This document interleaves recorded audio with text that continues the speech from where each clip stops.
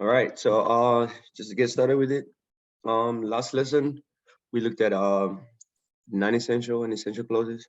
So today we'll be looking at additional uses, additional common uses and misuses, and then maybe we'll look at some colons and dashes. So the main reason we're looking at this is because in the new SAT, or I guess in any English anyway, in general, you we have to know the works around punctuation. So uses of commas, misuses of commas, are also essential, I guess, just English in general, but as well as the SAT. So like I had mentioned just prior to this, we are going to find some time to run back through the other topics that we've done. So like relevancy, infographics, just in general, I guess all the topics we've done, and just for the sake of having them on the YouTube channel.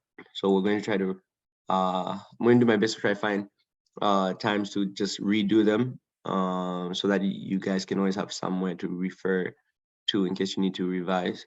But I'm hoping that in the upcoming lessons we can get to also actually look at an actual SAT paper, new SAT, and just to get more familiar to how the new SAT is looking like. And then also I'm hoping to, because we'll be done with this, so I'm hoping to like join you guys in maybe math. Yeah, which I think is going to be exciting, because I've been working a lot of math, especially lately when on campus. I actually do math tutoring, so it's like, I think I'm excited to do that with you guys as well. Yeah, but to get right on with it, we'll start from chapter 10. I can't see you guys, but could someone let me know if you can see my screen? Yes, sir, I'm seeing it. All right, awesome. We're all seeing it. Okay, that's beautiful. Let's see, I think this should give me a full screen. Is this how it works? Okay, better. I haven't used Adobe in a while. Let's see. Okay.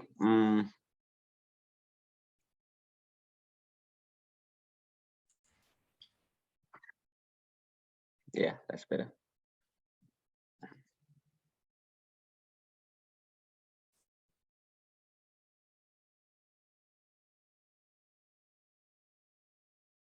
Okay, again, just you know this, but just in case you're looking for this book, it's in the group description. The New Seasons Youth Program chat group.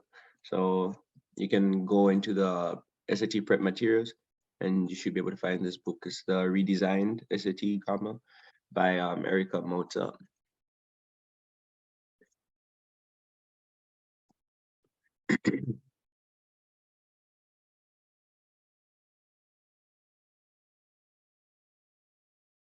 A long scroll down. There you go.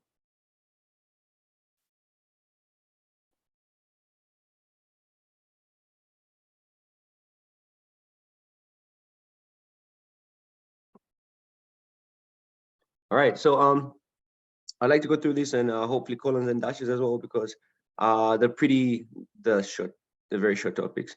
And I always emphasize this, but after we do every chapter, there's a chapter exercise. This is one of the chapters that doesn't even have a chapter exercise. Why? Because it's not a primary focus of the test, but it's tested occasionally. But at the same time, the concept of like something simple as commas can save you a lot of trouble in the SAT, especially the old SAT. But well, let me not say that, because I haven't practiced much of the new one. But yeah, so it's still an essential topic, simple as it may be. So we'll go over it. So one of the uses of a comma, right? This one, the first use we're looking at is to separate items in a list.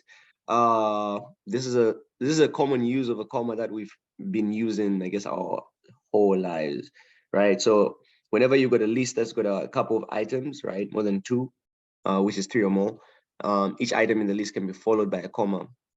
I don't know about you guys, but back in elementary school, when I was growing up learning English grammar, I was told that you don't put the comma before the and. So if you had a list, right? Let me see what I put text here. That happened for me too.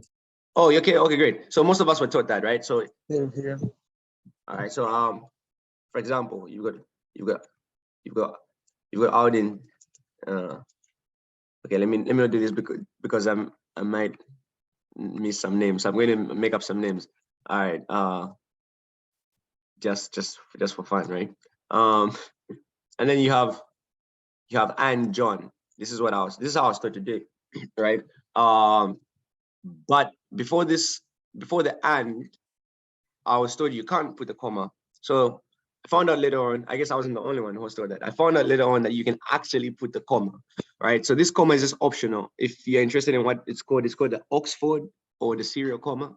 The SAT will never ask you for the name. So you don't have to worry about that. I'm just telling you just in case you're interested in knowing what it's called. It's called the Oxford or the serial comma. Now this comma is just optional, right? You'll never be asked to choose between an answer choice. If you're being tested on commas, you'll never be asked to choose between an answer choice that has a comma before the and or one that doesn't have. So comma before and the comma with the use of and can be used as a period and as a period, which is a full stop, or a semicolon, which we already discussed. So I'm just mentioning that. But I wanted you to know that when you see a comma with the use of and in a list, okay, so if you see items in a list, then this comma plus the and is not being used as a period, okay, so it's not being used as a full stop, it's not being used as a semicolon, it's just being used to separate items in the list. And again, the comma before the and is optional. It's called the Oxford or the serial comma. A comma plus the and can be used as a full stop, a period, a semicolon, when you have that separating two clauses, two independent clauses, two sentences. Now, in this case, when it's items in a list, just think of the comma as being optional, and but it's not being used as a full stop, because if we did this, then that doesn't make sense. All right. So I just wanted to kind of highlight that. All right. So moving on, we have an example here. The museum's new open storage display brings some 900 vintage World's Fair souvenirs out of attics, desk drawers, shoe boxes, and museum archives for visitors to view. Right. So we have a list here: attics, desk drawers, shoe boxes, and museum. So you notice here we have the and in the first example. We have the comma in the first example before the and we don't have a comma in the second example. These are both correct. The only thing that you should never do is put the comma after the and. That one is definitely wrong. That one is just unacceptable, according to English grammar rules.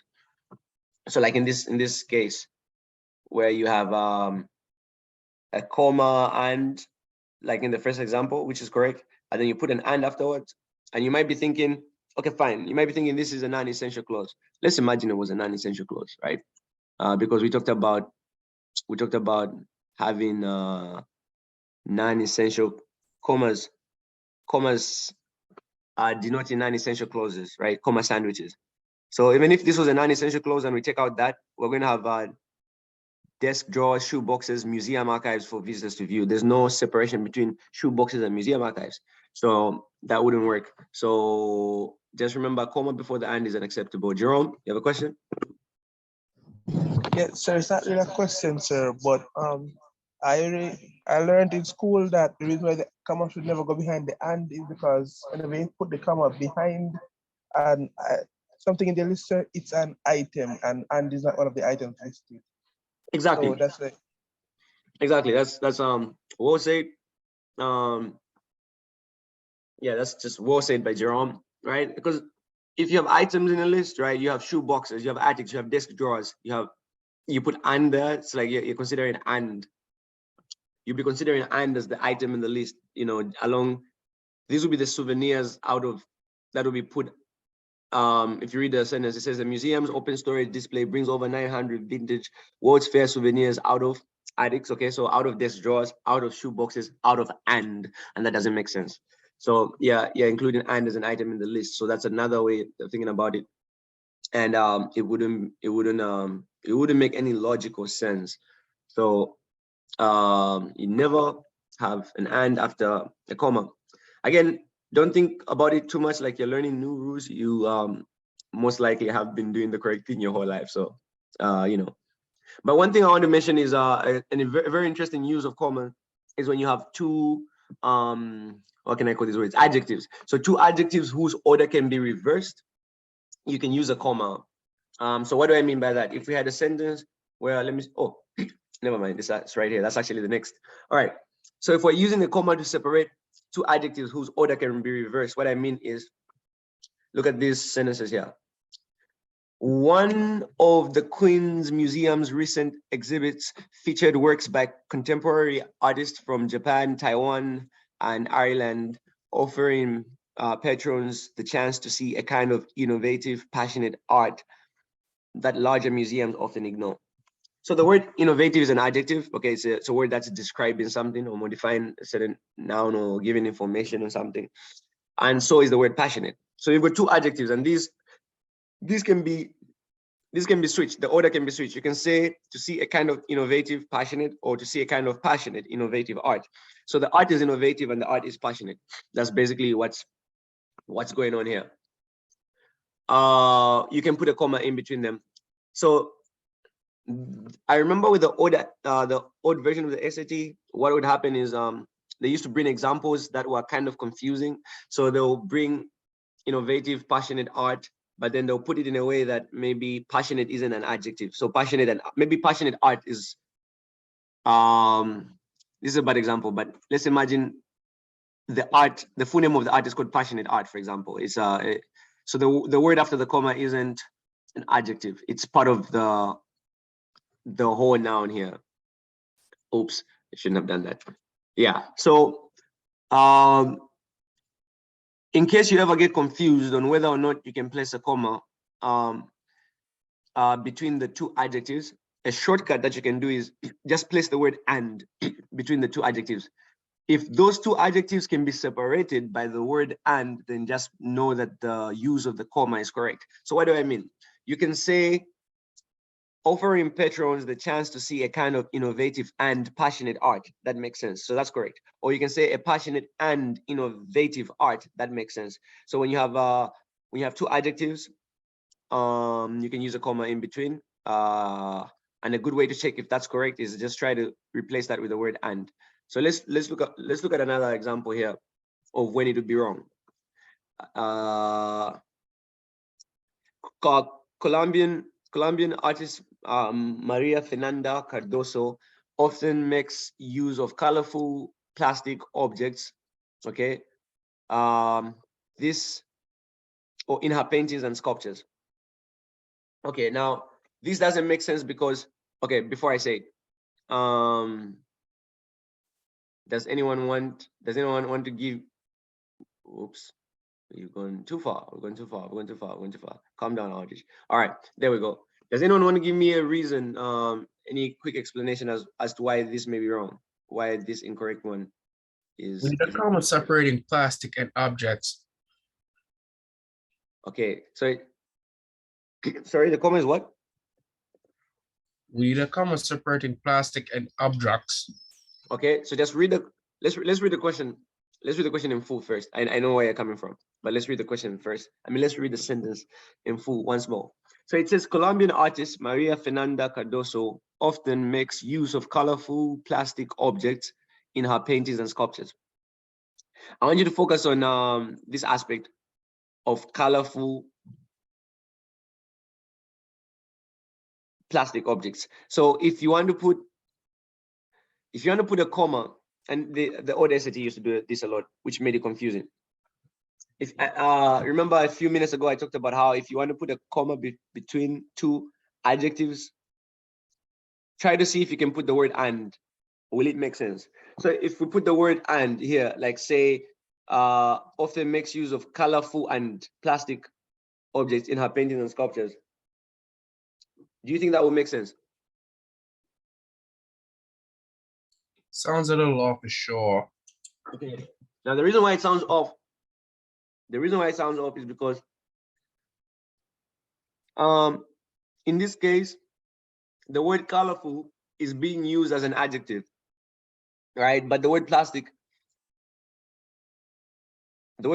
isn't being used as an adjective, right? We have plastic objects. So the plastic objects are the ones that are colorful. Does that make sense? So this is one thing. So you can't say and colorful and plastic objects. No, they're not. It's not. The plastic objects are the ones that are colorful. Does that make sense? So remember, if you are confused on whether or not you should put a comma between the two, you try to see, can you put the word and? But what happens if we put the word and here? It means we're trying to say she makes use of colorful and plastic objects. So it means she makes use of colorful objects and she makes use of plastic objects. But that's not true. Those plastic objects are the ones that are colorful. So the word colorful is the one that's describing the plastic objects. So no comma is necessary. Does that make sense? Yes, sir. Okay, awesome. Because I know that's it's a weird concept to explain sometimes. But again, rule of thumb, when you are in such a situation and you are uncertain of whether or not to put a comma in between, you don't know if the use of a comma is correct or incorrect, try to substitute the word and. Try to substitute the word, try to substitute the comma for the word and then see if it makes sense. So in this case, it would be Maria Fernanda Cardoso makes use of colorful and plastic objects. Essentially, what that means is she makes use of colorful objects and she makes use of plastic objects, but that's not correct. These are not separate. The plastic objects are colorful. So remember, a comma is used between two adjectives, okay? Two adjectives whose order can be reversed. So if you reverse this order and say she makes use of plastic and colorful objects, that doesn't make sense because these are not two independent things. The plastic objects are colorful. So it's colorful plastic objects. That's one thing. So you can't use a comma in between there. You need to use a comma when it's two different adjectives describing perhaps the same thing.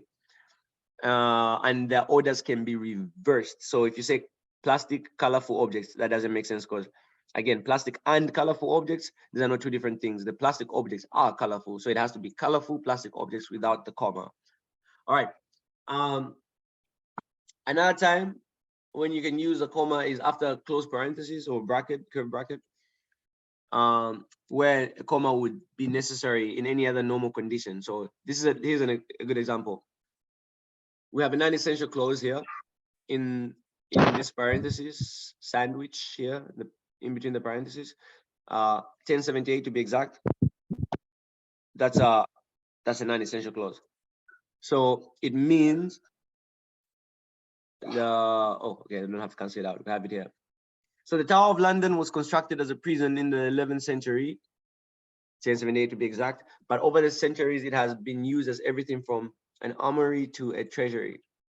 You notice what happens here is if we cross out the non-essential clause, because if you remember, we did non-essential clauses last time we met. Non-essential clauses is basically a clause that's not essential, right? From the name, non-essential clause. It's a clause that can be, if you extract that clause from the sentence, it still makes sense, right? So if we extract this, if you remember, just a quick recap, how do you form non-essential clauses? We can use comma sandwiches. So a clause that separates, a clause that's surrounded by two commas. We can use a dash sandwich, so a clause that's surrounded by two dashes or two hyphens, and then we can also use parentheses, so a clause inside a parenthesis. So if we extract this sentence should still make sense. So we have the Tower of London was constructed as a prison in the 11th century, but over the centuries it has been used as everything from an armory to a treasury. That makes sense, right? If we take this out, so we take that out, but let's try to take it out and then let's try to not put a comma. And see if it makes sense. And maybe it does, but see, does it make sense to put a comma and a but there? Oh, the but is already there. Does it make sense to put a comma? So we learned that a comma and a fanboys conjunction is the same as a period. So this is just separating this clause. The Tower of London was constructed as a prison in the 11th century. We can take this as a full stop, a period. Over the centuries, it has been used as everything from an armory to a treasury. That makes sense, right? So you can think of it that way if you want to. But the purpose of this point is that if you could use a comma, even if this non-essential clause was here, if it's necessary, then you can still use a comma. Okay, so don't be scared of seeing a close parent, and then you see a comma. That's totally fine. It's acceptable. Anyway, are we all together? Are we moving together? Yes, sir. All right. Again, if there's something that I say that you don't understand, please be sure to either unmute yourself and ask. Put the question in the chat. You can send it directly to me if you're feeling shy to put it in the general chat. You can raise your arm. If you haven't understood it, it just probably means there's another way that it can be best explained to you. So, and I don't mind going over things again clearly. So, yeah, just putting that out there.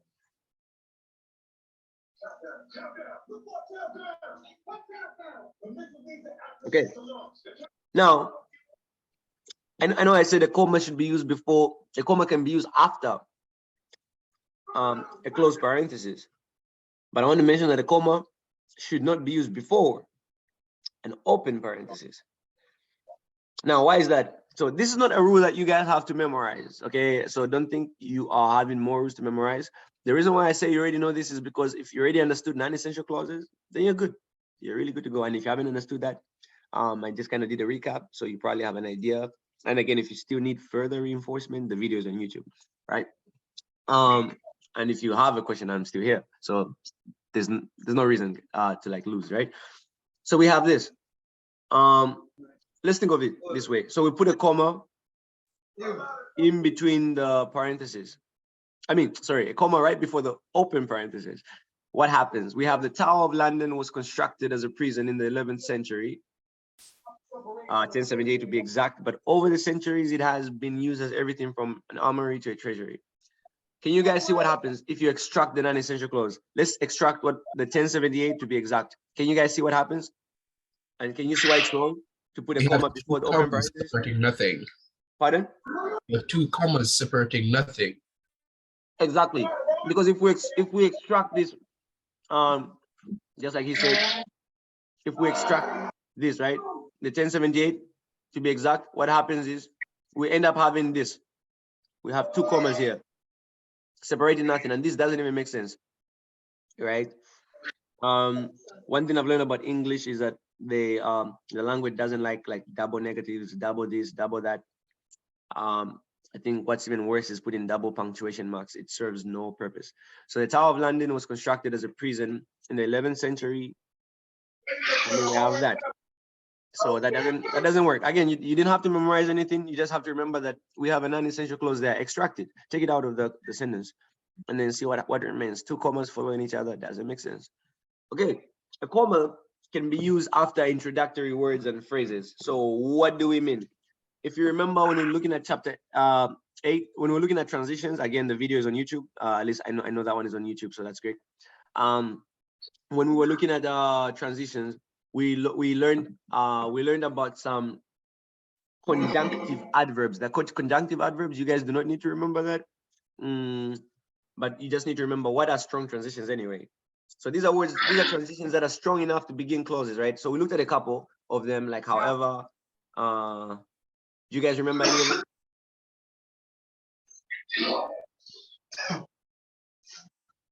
No one remembers anything? It's rough, huh?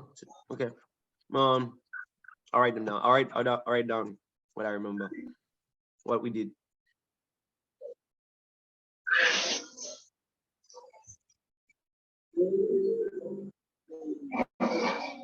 We got snowmobile on the right.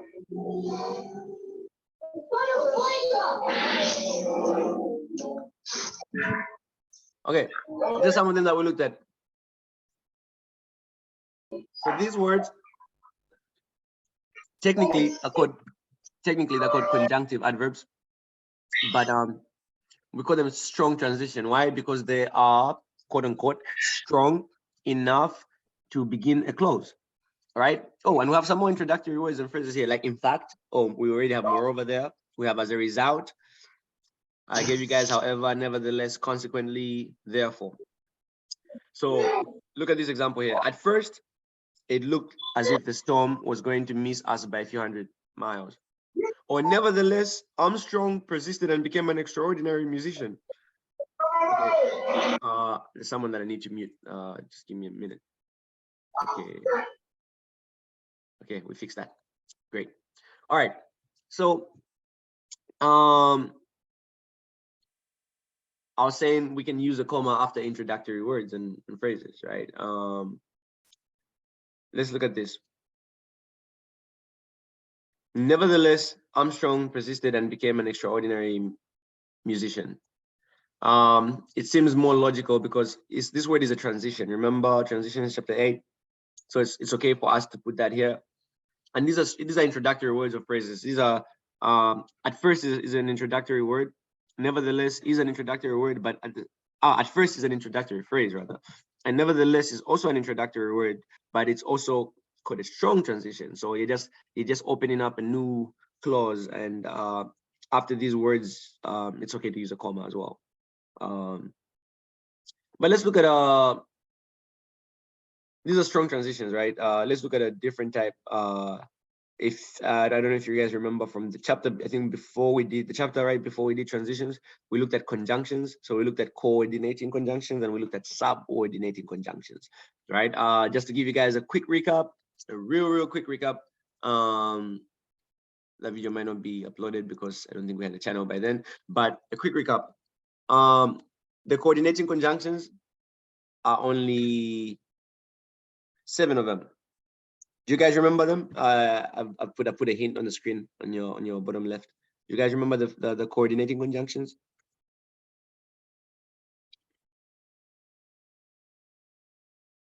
Somebody? Anybody? Yeah, for and nor, but, or, yet so. Thanks, Auden. That's brilliant right there. Right? For and nor, but, or, yet so. And if you guys ever forget them, the coordinating conjunctions are also referred to as fun boys conjunctions, right? Fun boys. Right. Those are coordinating conjunctions. But then we have some conjunctions that are called subordinating conjunctions, right? Subordinating. So we look at words like while, although, because. I'm gonna write some of them down for you just because. On the other end, Pardon? like although. Yep, although, exactly. You're doing fine. Because. Nonetheless. Okay. Yeah, so this guy, you're making me, I feel like a proud father right now. All right, so we have subordinating conjunctions, right? We have a bunch of them. We have 7 coordinating conjunctions. What is the difference? Okay, the difference between coordinating and subordinating is, I wanted you guys to remember the word sub. Just subordinating conjunctions. The word sub, even like when you're looking at, like, let's say subsistence farmers, to subsistence just means to live with, to assist, right? To build up on something. Think of subsidies. I gave you an example of subsidies last time. If the government is doing subsidies, I asked one of you guys if you know what subsidies are. So if the government puts subsidies on, let's say, fuel, it means you will be paying less amount of money for fuel because the government has already paid a certain amount of it. Okay, so it means they've subsided, like you have been assisted, right? So usually the word sub, think of anything, a subheading. A subheading is not the main heading. A subheading is just a smaller part that's assisting the bigger part. So when you think of the word sub, right? Like in this case, subordinating conjunction, subordinating conjunction. These are conjunctions that are used to join. It's used to join a fragment because the fragment is not complete. So it's used to join a fragment, which is a dependent clause because it's not complete. It depends on something else. So it's used to join a fragment and a full sentence. So it's used to join a dependent and an independent clause. For example, although, right? For example, because. So I always give you guys this example. Because he was a fast runner, that's a fragment. He was a fast runner. he earned many medals, right? So he earned many medals. That's a full sentence. That's an independent clause that can stand on its own. It's independent, right? He earned many medals. You have a full sentence on its own. But if you just put because he was a fast runner, that can't stand on its own. That's a dependent clause. It needs to depend on something else. It's a fragment. It's not full. Remember, fragment is like fraction, not complete. I'm sure you remember that. All right. If you don't, I'm putting it out there again. All right. So, because he was a fast runner, he earned many medals. So the word because is a subordinating conjunction. It's used to join those. You've got words like you've got other words like if, okay, if and only, you know, if not, if you study hard, you pass the exam, you know. So if you study hard, can't stand on its own, you will pass the exam, can stand on its own. But then you have, so subordinating conjunctions are used to join dependent and independent clauses. But then you have coordinating conjunctions. So these ones, you already get two full sentences. These will just coordinate them. You just put them together. You've got words like and. So I can say I like apples, and then I can also say I like mangoes. You know, actually, let's even add more sentences. Like I love grapes. I love kiwi. I love fruit in general, right? So instead of saying I love apples, I love grapes, you can use the word and. Remember fun boys? So and is the A part. So you say I love apples and grapes. So the word and or any other coordinating conjunction is used to join two independent clauses. So two full sentences, two clauses that can stand on their own, and then you use that word to join them. So I love apples, I love grapes. Those are two full sentences, and I use the word and. I love apples and grapes. Of course, and shows a similarity in the idea, in the relationship, and then we can use opposing fanboys for opposing coordinating conjunctions like but. You know, maybe I'm not a fan of fruit, you know, maybe so much, but I love mangoes. So, you know, I'm not a fan of fruit. I love mangoes. I'm not a fan of fruit, but I love mangoes. The word "but" is being used to join two sort of contrasting ideas. Well, you get the point. I was just giving you guys a run back. That was pretty much chapter 7, right? I'm just giving you guys a run back. You know, quick one. You know, but what I'm trying to tell you guys is that you can use a comma after an introductory word or phrase, but what you shouldn't do is you should not use a comma after a subordinating conjunction. So you can't say because, comma, he was a fast runner, he earned many medals. That doesn't make sense. Okay, that comma is not necessary. Because he was a fast runner, comma. Now that's the correct placement, right? Because he was a fast runner, comma, he earned many medals. Because he was a fast runner, comma, he earned many medals. That's a logical way to pause. That makes sense for you to say because, pause. He was a fast runner. He earned many medals. All right, let's look at two examples right here. Let's look at one example right here, rather. Deserts were traditionally characterized by their sweetness.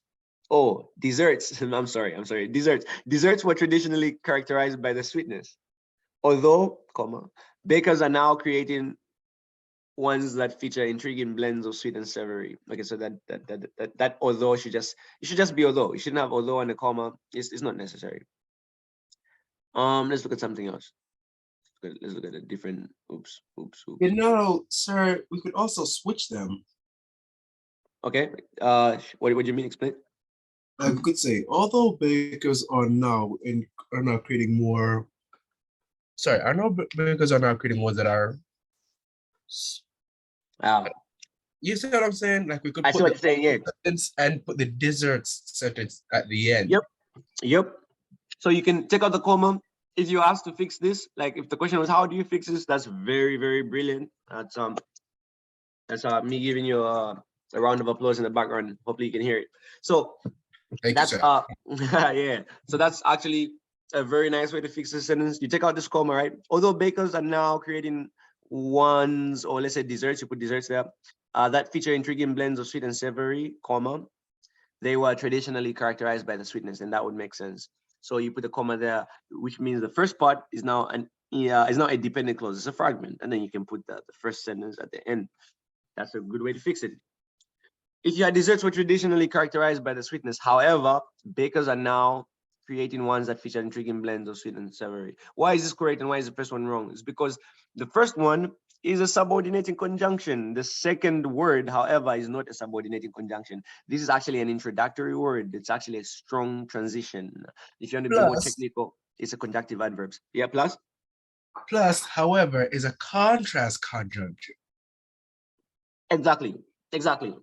Right. So, I mean, although it's also a contrast, but although it's not an introductory word, you know. So yeah, but yes, thank you for mentioning that it's a contrast word. It is. All right. So let's look at places where commas should not be used. The illegal realm of commas. Let's look at that real quick. All right. So before or after a preposition. Okay, this is actually an interesting news. Okay, so before or after a preposition, one thing I want to tell you guys that around, I like to just say around preposition. So before or after. Okay, so what are prepositions? Let's quickly run back. Preposition is a word of location and time. So this is a word that will tell you maybe when something happened or where something was. Okay, words like for, by, into. Okay, so the my laptop is on. So the word on is a preposition. It's telling you that it's on the desk. It's yep. I said like from, under, beside, Yep. above, behind, around, inside. Okay. Let's go. Someone's been studying English. Exactly. that's really good. All right. So you have all these bunch of words that are prepositions. Now around prepositions, you should never have a comma. So what do I mean? Look at this sentence right here. Ada Lovelace and Charles Babbage were two of the most influential figures in the history of computer science and mathematics. That doesn't even sound right to say. Okay, let's try to switch it up. Let's put it after the preposition in. Ada Lovelace and Charles Babbage were two of the most influential figures in the history of computer science and mathematics. Still, let's try to take the comma out completely. Ada Lovelace and Charles Babbage were two of the most influential figures in the history of computer science and mathematics. All right, that's perfect. So it makes sense. So you should never have a comma before or after a prepositional phrase or a preposition rather, unless that comma is going to be used to begin a non-essential clause. Okay, let's look at this example here. Although Ada Lovelace lived nearly a century before the first computer was built, she, in a way that was unique among 19th century mathematics, predicted many of the modern computers' capabilities. All right. So we have a non-essential clause there, the one that's been a comma sandwiched. So let's take it out. Let's try to read it without. How do I select something here? Not this. The signature. That's okay. I've been looking for this. Let's try to cross this. Whoops. Try to cross the non-essential clause. Let's try to read the sentence without it. Just take that out. Take that out as well.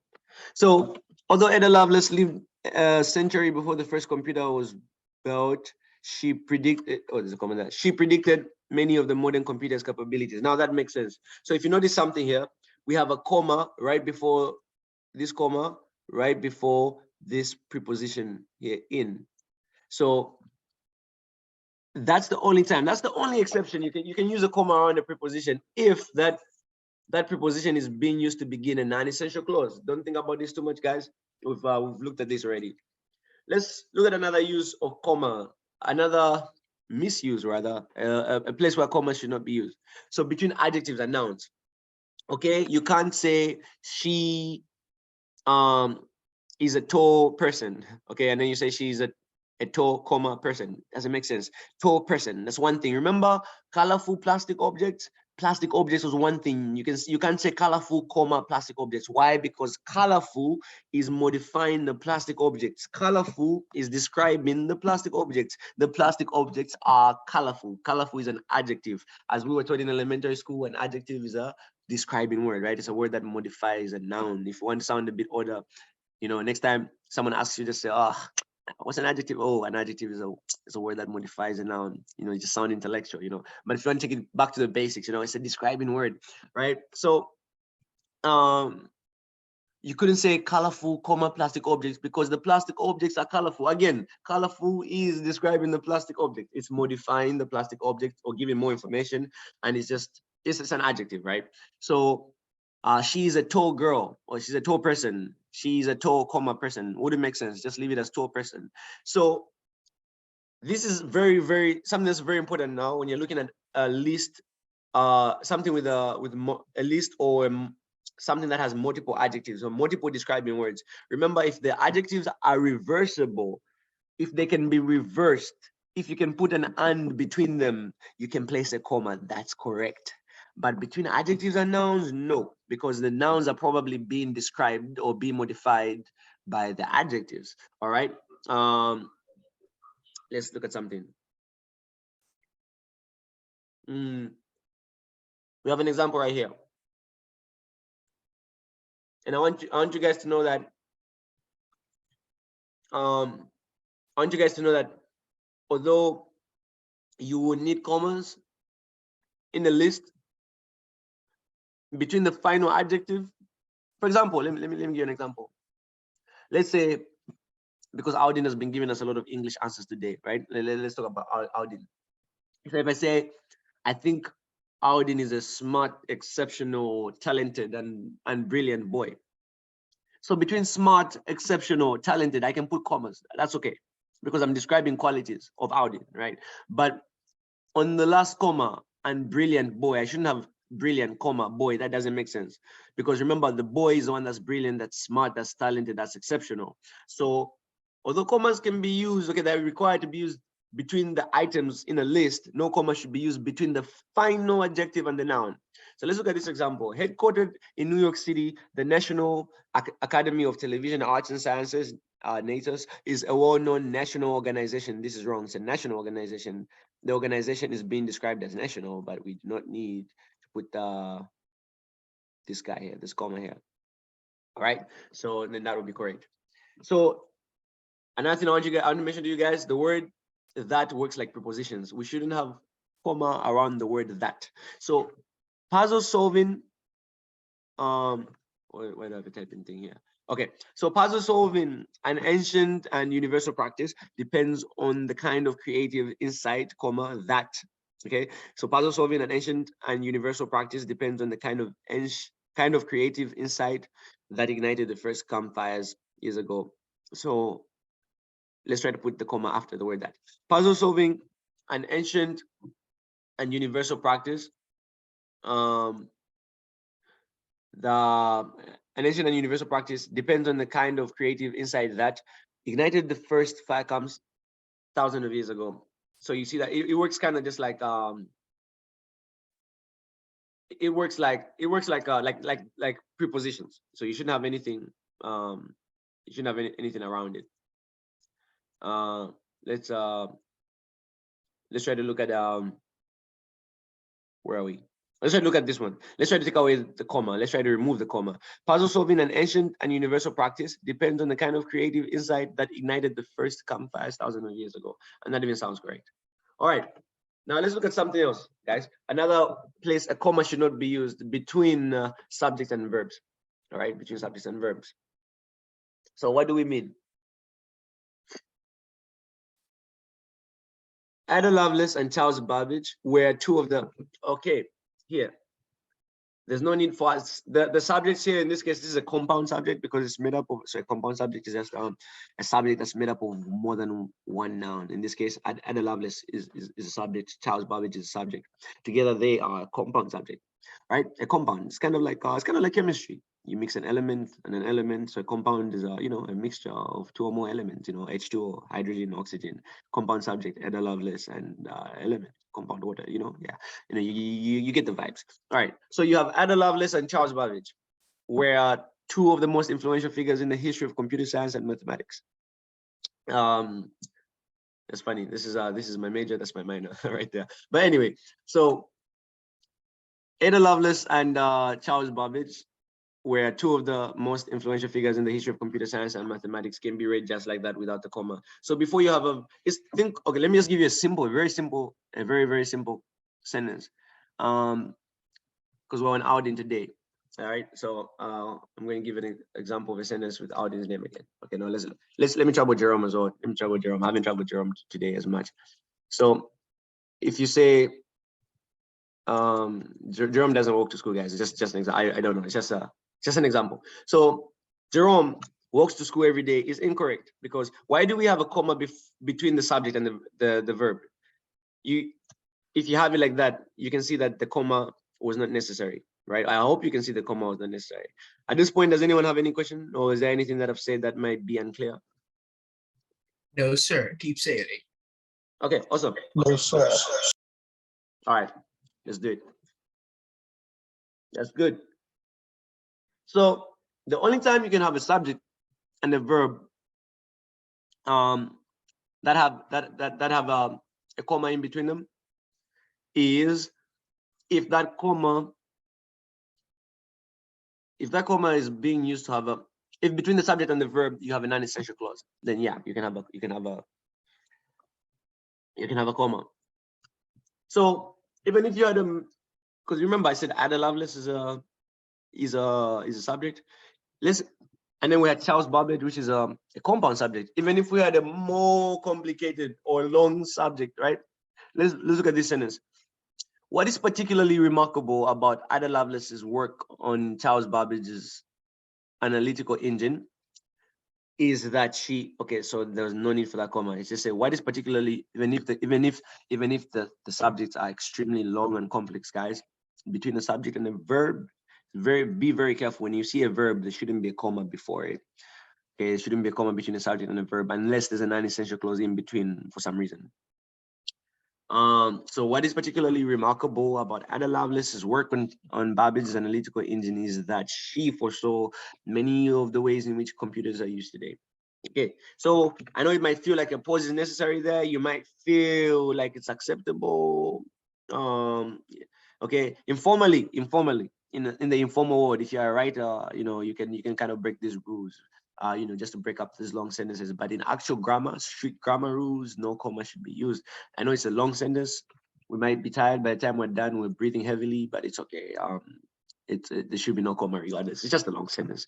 We have some long sentences. It's not always every long sentence they run on. So be careful with that. All right. Let's look at a few more places a comma should not be used.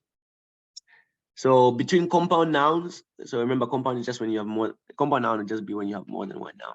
So between compound nouns, verbs, or adjectives, okay. So when more than one noun or adjectives or verbs are joined by the word and, then no comma should be used. Okay, so let's look at an example. Ada Lovelace, comma, and Charles Babbage, right? This shouldn't work. In this case, because this is not a list, a shortcut is the word, the use of comma plus the and should be used as think of it as a period, right? As a full stop or a semicolon. And if it makes sense, then you can probably use a comma there. But if it doesn't make sense, let's plug in a full stop, a period here. So you have Ada Lovelace, period. Charles Babbage were two of the most. Now that doesn't make sense, because why is Ada Lovelace standing alone? That's not a sentence. Why is he standing alone, right? A sentence, remember, must have a subject and a verb conjugated to it. All right. But it's correct for you to say Ada Lovelace and Charles Babbage were two of the most influential figures in the history of computer science and mathematics. Jerome, you got something to say? Yes, sir. I think that the part that says plug in, why it's strong is that because Ada Lovelace can't be a sentence by itself because it's just a subject. Exactly, it's just a subject, right? And the sentence a sentence is composed of a subject and a verb, a conjugated verb, right? That corresponds to that subject, right? I don't want to get into the subject, verb, object, subject, predicate thing. No. So a subject and a verb that's conjugated in reference to that specific subject, right? And like you said, Ada Lovelace cannot stand on its own. It's not a sentence, so that's very much correct. Exactly. All right, let's look at a compound object. Ada Lovelace and Charles Babbage were to remember subject and object. Let me just give you guys a run back. What is a subject? What is an object? A subject is, well, before I say it, does anyone want to say it? Maybe give you guys a spotlight. Subject in, all right, the subject is the topic of a sentence, or we could say the captain of the ship. Nice. And what's the object? Object is the same except for the object is non-living. Okay. Okay. Actually, we can have an object that's living. We can have an object that's living. But the main difference, like I think you said, do you say captain of the ship?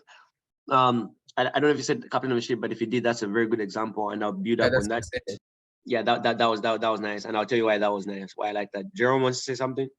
Go ahead. Yes, sir. I think the object is what is dependent on the subject. For the Mhm. like Aldin said that the subject is the captain. The object Yeah, could be like the crew of the ship, sir. there It's you go. dependent on the subject. There you go. I like how you guys have complimented each other on that one. That's beautiful right there. So a good way to put it is subject is the captain of the ship, the object is the ship and everything in it, I guess. So in simple terms, a subject is the doer of an action. A subject is a person that carries out a certain verb, right? And an object is the doee, if that's a word. Okay, so whatever action the subject is doing is being done on the object. So for example, Aldridge writes a book, right? So Aldridge is I'm writing, I'm the one who's doing the action of writing, I'm the subject. But what's been written on? It's the book. So the book is the object. And maybe that's why I wouldn't put in the whole non-living. But if you maybe let's switch it up. Let's say the mother is dressing the baby up. So the mother is the subject because she's dressing. She's doing the action of dressing up someone. But who's being dressed up? That's the child. So the child in that sentence is the object. Okay. So the boy rides the bicycle. So the boy is the subject because he's doing the action of riding. But what the action is being done? What's getting the effect of the action of the verb? It's the bicycle. Again, just giving you guys a quick. The SAT will never ask you what's a subject, what's an object. I'm just explaining this so when I'm saying the words, we're together. I know we're together. So a compound object. Ada Lovelace and Charles Babbage were two of the most important and influential figures in the history of computer science and mathematics. That's wrong because important and influential, these are together. The figures, the subjects were most important and influential. It's one thing. Again, think of this as a period and see, does it make sense? Important to just end the sentence there? It doesn't. So you can't use it. Remember, a comma plus an and can be thought of as a period unless it's in a list. And we're just from looking at that. If it's in a list, then it's okay. You just think of it as a comma before the and, as an Oxford or a serial comma, an optional comma. But in this case, think of it as a period. All right, let's look at something else. Before or around self words. Okay, what are self words? These are actually called emphatic pronouns. For example, oh, by the way, why they're called emphatic? Emphatic comes from the word emphasize. Okay, so they used to emphasize a particular person, okay, or people that that pronoun is referring to, because a pronoun refers to, it's just a word that refers to the noun. So if I say Matthew, Mark, Luke, and James are disciples, and I can just say they are disciples. So the word they is a pronoun that's referring to the nouns Matthew, Mark, and Luke, and John. Yeah, right. So around or before or after emphatic pronouns, you do not need to use a comma. What are emphatic pronouns? For example, myself, yourself, itself, oneself, her, himself, ourselves, and themselves. All right. So They left out itself. that same one as well. Itself. Thank you. All right. So, and then I know this is not something that's commonly used, so it might sound weird, but there's actually nothing wrong with using such sentences like itself. And we'll look at some examples right now. Okay, so let's look at this. The Tower of London, which lies in the borough of Tower Hamlets, is separated from the city itself. Okay, so before or after itself, separated from the city itself by a stretch of open space would be correct. So just say separated from the city itself. And I know this might sound off, but it's okay, guys. Just don't put a comma before or after itself, herself, himself, itself, oneself, yourself, ourselves, themselves. That sounds like a song right there. All right. In most cases, here it says in most cases it is also incorrect to place a comma after. We looked at that, right? So before or after, just around it, do not. Okay. So the only time you use it is if a Excuse comma. me, sir. Sorry. Oh, sir, could you repeat the first part again? Okay. Why is it that the one with city and in brackets the city and itself is wrong? Okay. Oh, okay. So the only reason this is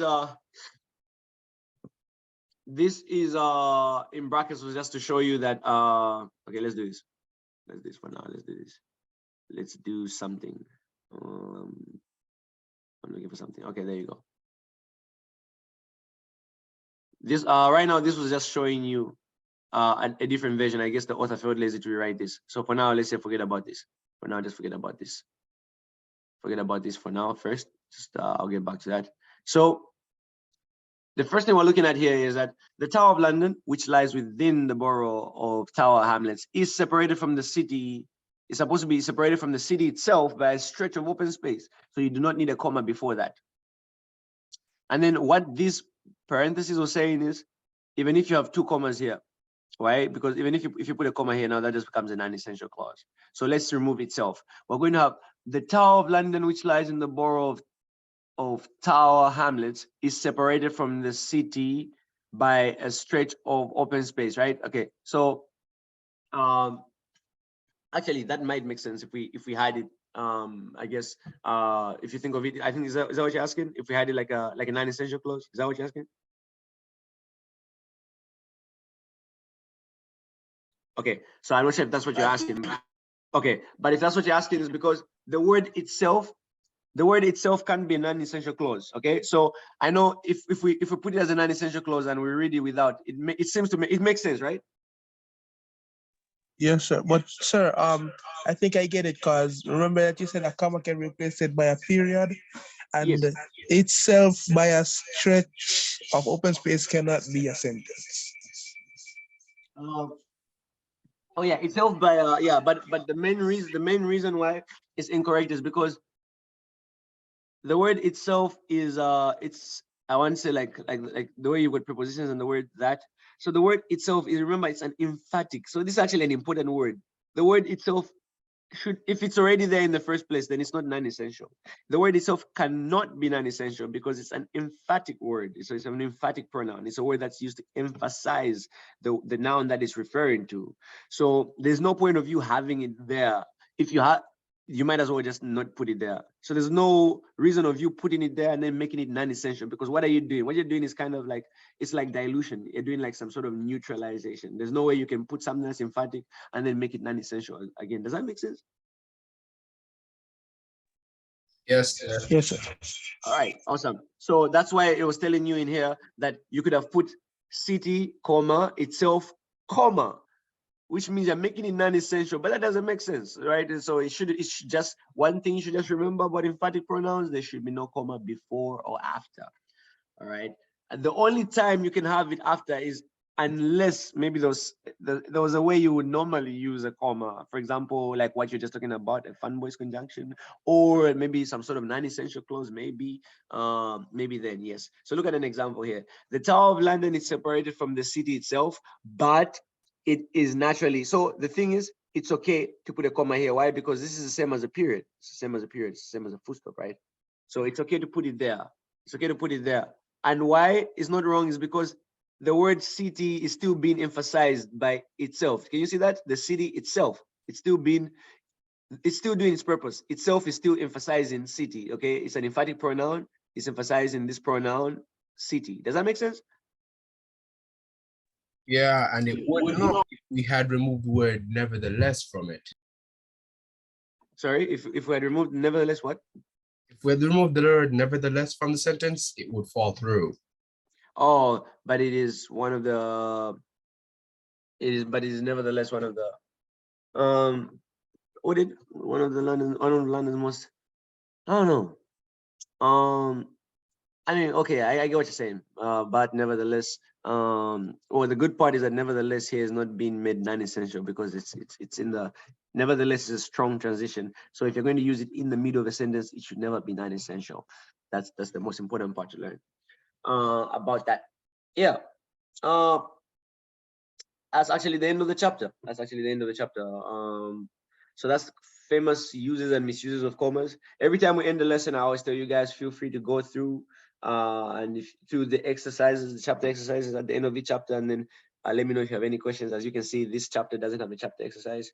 But I'm going to quickly touch a different chapter today as well. Colons and dashes, all right? So we've already kind of touched this, but I'm just going to go through it a little quickly, just because it's still part of punctuation, essentially. So let's see. Actually, we might also have to look at what page is this? This is 124. Okay, we might have to look at some uses of like apostrophes, okay, which is the next chapter. Okay, so I guess we might look at, I have to see, we might look at some of these other chapters. Yeah, and then run back the chapters we did again, like I mentioned, but well, one step at a time, right? Let's focus on colons and dashes real quickly. This is a very, very simple chapter. It's very short. If you don't believe me, let me show you how long this chapter is. 1, 2, 3 pages. All right. So, and we already looked at most of it. So the essentially 2 uses of a colon, guys, and that's good news. Why? I mean, what are these uses? Before an explanation case, and also before a list.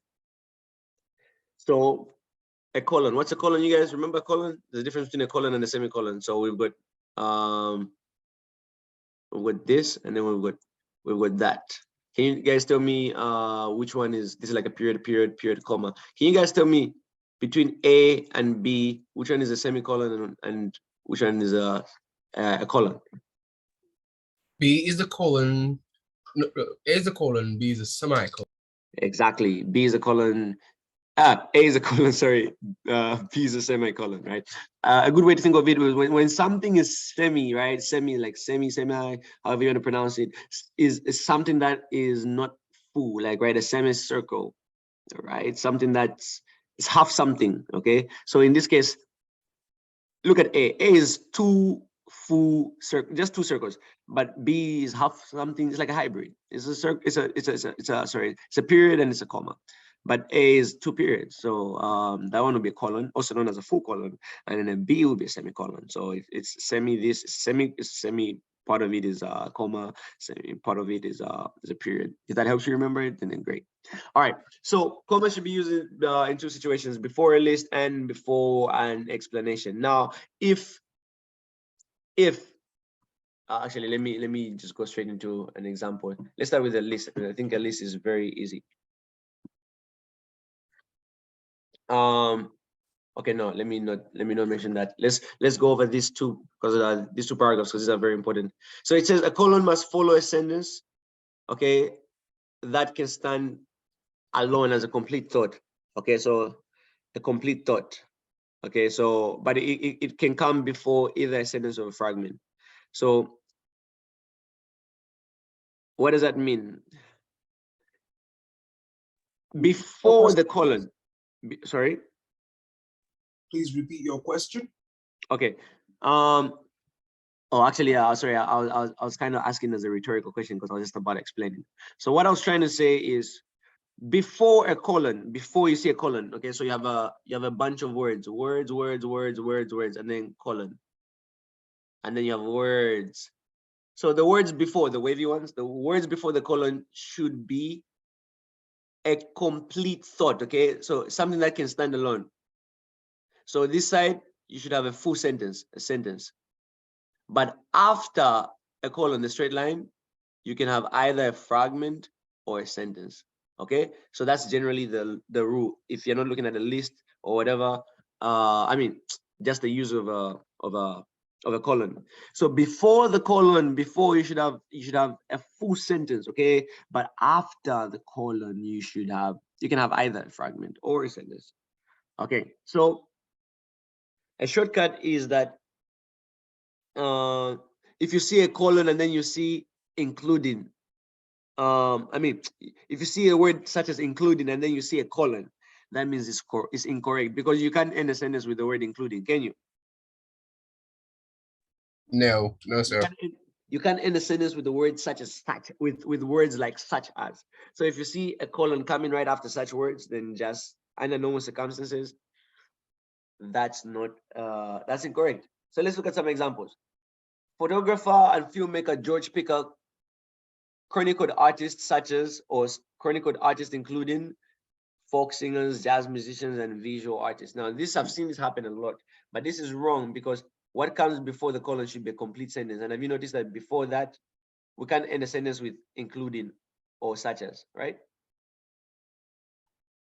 So that's incorrect. But let's look at something that's full here. Photographers and filmmaker George Picker chronicled a wide variety of artists. That's a full sentence. And then now you have the list. Folk singers, jazz musicians, and visual artists were all among his subjects. You notice that what comes after the colon is the list. It's something that cannot stand on its own as a sentence, but that's okay. But what comes before should be a complete sentence. Okay, so now let's try to look at the colon before an explanation. That was before a list. Remember the two uses? Before a list, before an explanation. The Amazon parrot does not make an ideal pet for most people because it's already wrong. Because you can't end the sentence with the word because. It's already wrong. Okay, so the Amazon parrot does not make an ideal pet for most people for one major reason. What's that reason? It requires much more attention and affection than many other animals do. Right. Also, in the previous part of the lesson, we could fix that by removing the colon completely. Yep. If you want to complete it, yeah, exactly. If you want to correct this and you're asked to correct it, that's a very good observation. You just remove the colon here. Didn't highlight that properly, but yeah, you remove the colon here, and then just say because it requires. That's correct, and you would have fixed the problem.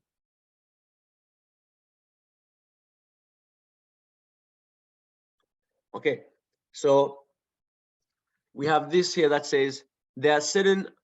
You're going to have certain instances when a colon, in this case here, a period,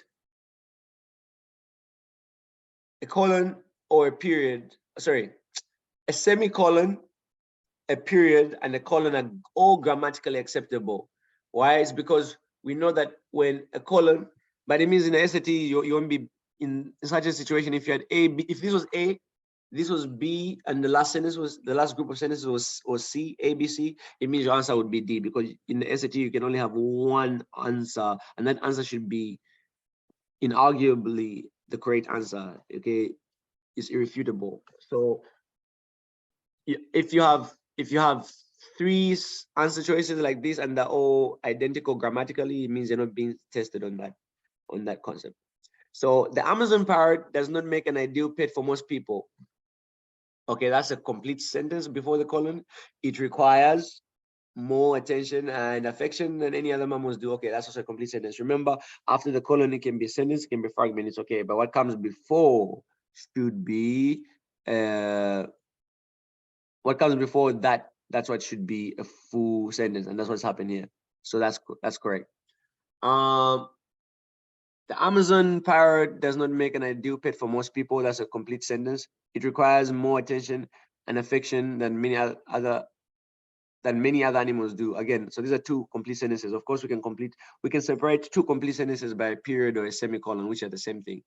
Or if comma and a fan boys conjunction, just not using a comma alone, because that'll be a comma splice. So whenever a colon, like I just said, whenever a colon, a semicolon, and a period is acceptable, you will not be asked to choose among them. The SAT will be testing you in a different option. Now, a lot of countries, I guess here, are like British colonies, so maybe this might make a bit of sense. But I want to say that dash is actually an unfamiliar punctuation mark for a lot of people, especially in the US, because they're more frequent in British English than in American English. But then the good part is that they're very, very straightforward. So we looked at colons, now we're looking at dashes. So what are dashes? Dashes is that little, a hyphen. So there are three uses of a dash. Remember, we looked at some of them to create a set of non-essential clauses. Then we can also use them to create a deliberate or a dramatic pause. So a lot of authors use this. And then we can also use them just like a colon to introduce a list or an explanation.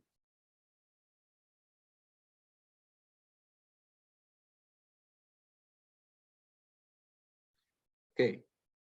It's telling us about how if you're ever writing the ACT, not the SAT, the ACT usually just tests dashes for non-essential clauses. But then sometimes you have them for list and explanation, and then rarely do you have for a deliberate pause. But we'll look at all of them. Non-essential clauses, remember, can be used, can be set off by two commas, a comma sandwich, two dashes, a dash sandwich, or between two parentheses. So London, which is a very old city, has many new buildings. So you should never mix a comma and a dash to set off a non-essential clause. You should never mix a comma and a open parenthesis or a closed parenthesis. It should be a sandwich. So what begins it should be what ends it. So two parentheses, two commas, two dashes. London, which is a very old city, has many buildings surrounded by two dashes, is correct.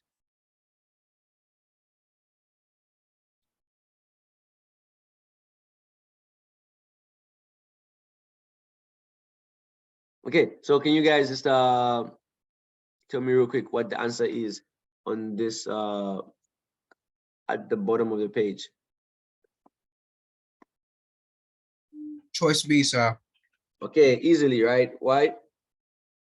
There's a difference in which one of the two are being used before and after which Exactly. 1066. Exactly. So it should be a sandwich, right? We should use the same thing. Okay. What about before a list or explanation? Okay. So before a list or an explanation, the same way you use a colon is the same way you should use a dash. So for example, in a list, you say photographers and filmmakers, George Picker chronicled a wide variety of artists. So we have a full sentence before. So the same way you'd use a colon is the same way you'd use a dash. So using either is just up to you.